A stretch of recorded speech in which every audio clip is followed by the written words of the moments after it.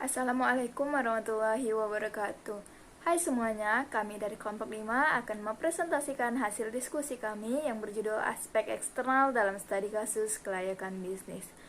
Nah, ada penanggota dari kelompok 5 yaitu saya sendiri, Eisa Audi Paramita, ada Habib Amirul Fajri, ada Lutfi Ramadanis, ada Adi Iwanto, dan yang terakhir ada Maya Nurhalizah. Nah, selanjutnya penjelasan ini akan dibahas oleh Habib Amirul Fajri yang akan membahas tentang aspek ekonomi. Assalamualaikum warahmatullahi wabarakatuh. Perkenalkan, nama saya Habib Amirul Fajri. Pada kesempatan kali ini, saya akan membahas tentang aspek ekonomi. Ada cukup banyak data makroekonomi yang tersebar secara langsung maupun tidak langsung di perusahaan. Aspek ekonomi merupakan suatu indikator penggerak perusahaan jika ingin berkembang dan bisa terarah sesuai dengan visi misinya. Ada banyak informasi penting yang akan dibahas tentang studi kelayakan bisnis, yaitu seperti PDB, investasi, inflasi, valuta asing, kredit perbankan, dan pengeluaran pembangunan perdagangan. Selanjutnya saya akan membacakan aspek penilaian manfaat bisnis yang direncanakan dapat ditinjau dari beberapa sisi. Yang pertama, sisi rencana pembangunan nasional. Di sini dia dapat memberikan kesempatan kerja bagi masyarakat, menggunakan sumber daya lokal, menghasilkan dan menghemat devisa, menumbuhkan industri lain, turut menyediakan kebutuhan konsumen dalam negeri sesuai dengan kemampuan. Kemudian menambah pendapatan nasional. Yang kedua, sisi distribusi nilai tambah. Maksudnya agar proyek yang akan dibangun itu memiliki nilai tambah. Nilai tambah hendaknya dapat dihitung dengan kuantitatif.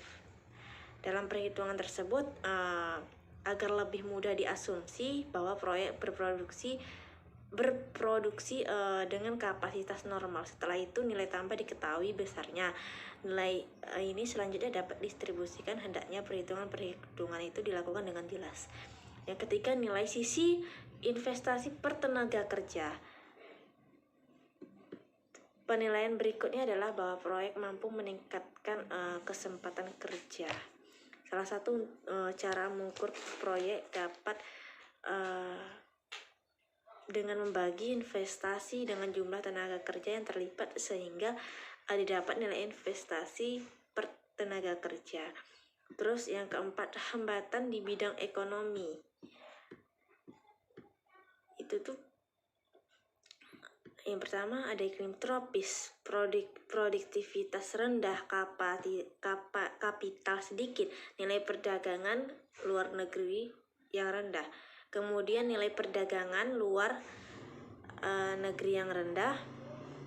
Terus besarnya ketimpangan distribusi pendapatan, tekanan produk yang berat, penggunaan tanah yang produktivitasnya rendah.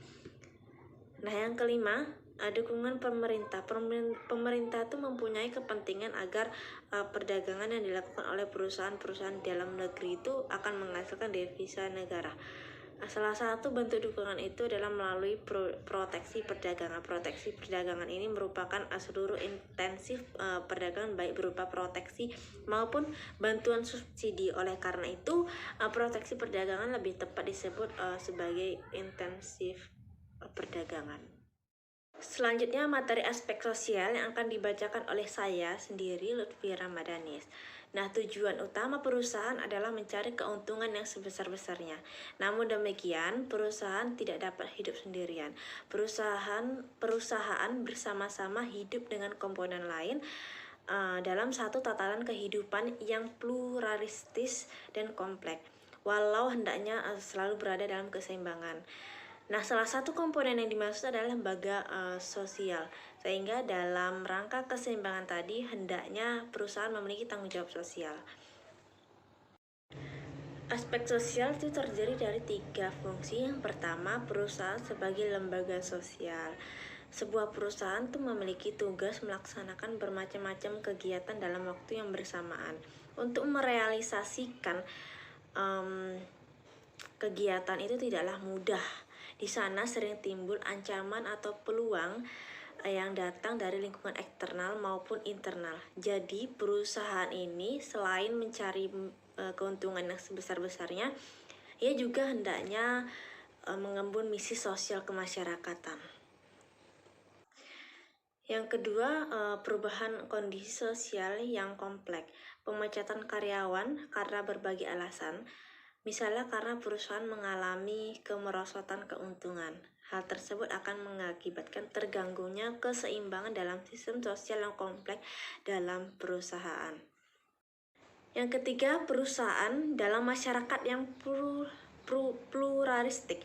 Masyarakat pluralistik ini adalah kehidupan berbagai kelompok yang mempengaruhi lingkungan perusahaan dalam mendapat harapan sosial, ekonomi, dan politik. Kelompok masyarakat ini yang terlibat di dalamnya sudah memiliki banyak hubungan antara lain dengan yang lain. Masing-masing berusaha mengembangkan diri supaya sistem tersebut bersifat efektif. Nah, bisnis memiliki manfaat sosial yang hendaknya diterima oleh masyarakat. Yang pertama, membuka lapangan kerja baru.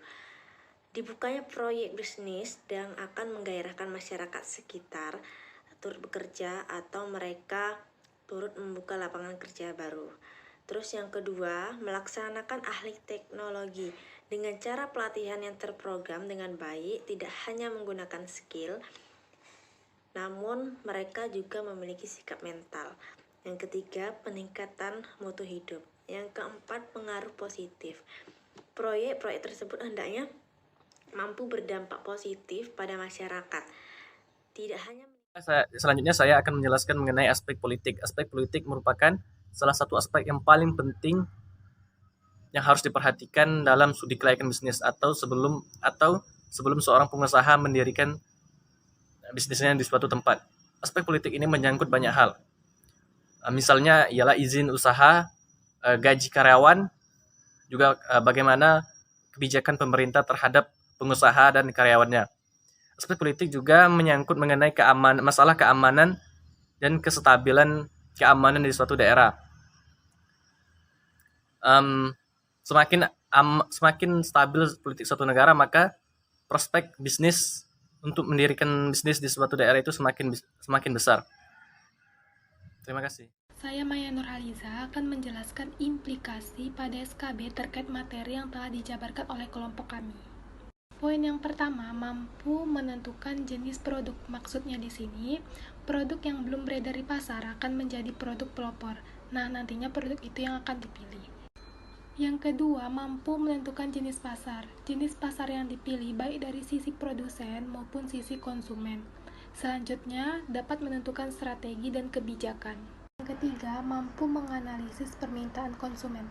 Dalam hal ini, dapat menentukan pergerakan permintaan konsumen terhadap produk yang dijual dan pergerakan kemampuan para produsen untuk penawarannya. Keempat, mampu memberikan informasi tentang pangsa pasar. Informasi di sini berkaitan dengan produk sejenis yang dianggap menjadi pesaing baik di masa kini maupun yang di masa akan datang. Kesimpulan yang dapat kita ambil yaitu keadaan ekonomi yang bagus mendukung terhadap kelancaran aktivitasnya. Pada aspek politik, kekacauan politik juga dapat mendorong lahirnya kondisi sosial yang tidak aman. Jelas bahwa aspek politik pemerintah secara langsung ataupun tidak langsung berpengaruh kepada dunia bisnis. Makin kacau kondisi politik suatu daerah atau negara akan berdampak makin kacau pula di dunia bisnis di daerah atau negara tersebut. Studi kelayakan bisnis dalam upaya pendirian suatu bisnis sangat mempengaruhi jalan bisnis tersebut, yang tentunya dipengaruhi beberapa aspek penting, diantaranya aspek ekonomi, aspek sosial, dan aspek politik. Sekian presentasi dari kelompok kami. Apabila ada kesalahan, mohon dimaafkan. Kami akhiri dengan wabillahi taufiq wal hidayah. Assalamualaikum warahmatullahi wabarakatuh.